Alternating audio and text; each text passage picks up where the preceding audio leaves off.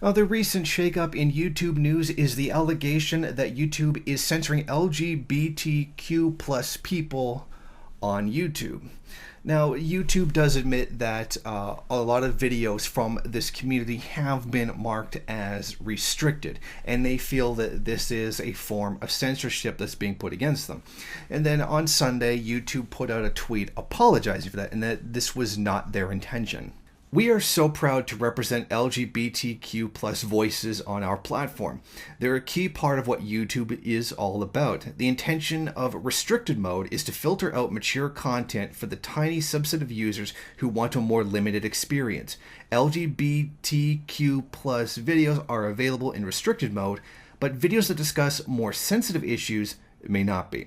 We regret any confusion this has caused, and we are looking into your concerns. We appreciate your feedback and passion for making YouTube such an inclusive, diverse, and vibrant community. Although YouTube has not yet commented on what exactly is classified as sensitive. Now, basically, they admitted that some of them were classified as restricted after people had flagged them and other people had complained, and it's largely an automated system, which means it's not really subject to a review. YouTube just does that in order to save labor power, in order to save money. Now, I get what's going on here.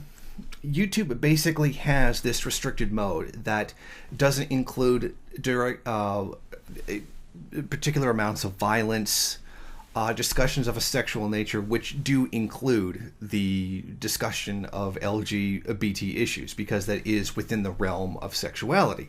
So what they're looking for is like a really nice, safe, family-friendly kind of setup, and that's what the restricted mode is about.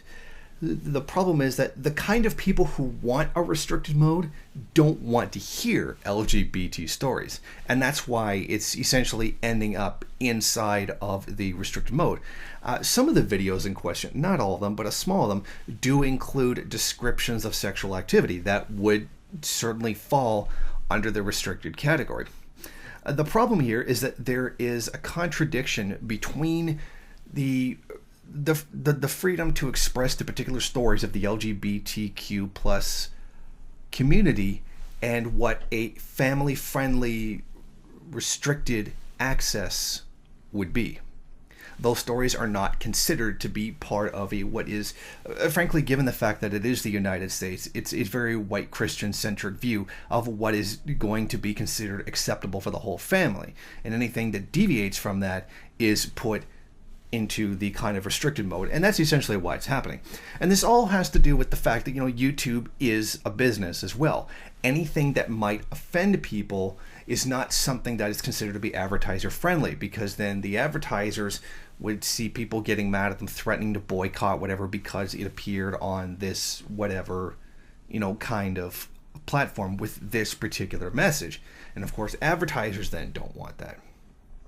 So that's like the kind of minefield that you have to navigate when you're dealing with a capitalist enterprise. You do have to try to make your users happy while also making happy your sponsors, which are giving you the money.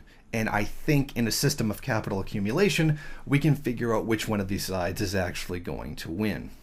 So this is really a problem inherent to YouTube as a business itself.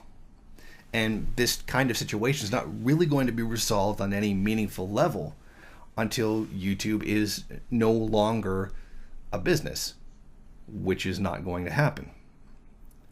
So while I'm sure the stories of many LGBTQ plus people have been censored in this way, I would also like to remind them that a lot of other important stories have also been censored in this way. Some of my videos have been restricted merely based on the idea that they are too critical of U.S. foreign policy.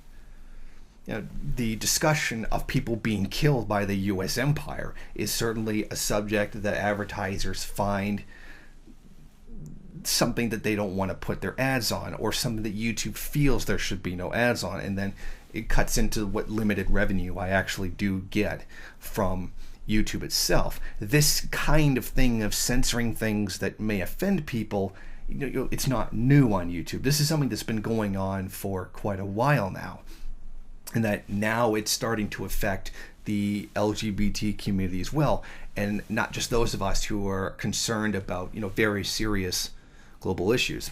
But again, I return to my point that this is a problem that's inherently going to come up as a result of the fact that YouTube is a business, and it will have to bow to business interests before it will ever bow to the interests or the desires of its users. Thank you for watching. If you like this program, then please head over to my Patreon page and set up a monthly donation. It's your donations that keep this program running. Also, if you would like, please rate, comment, subscribe, and share in various social media.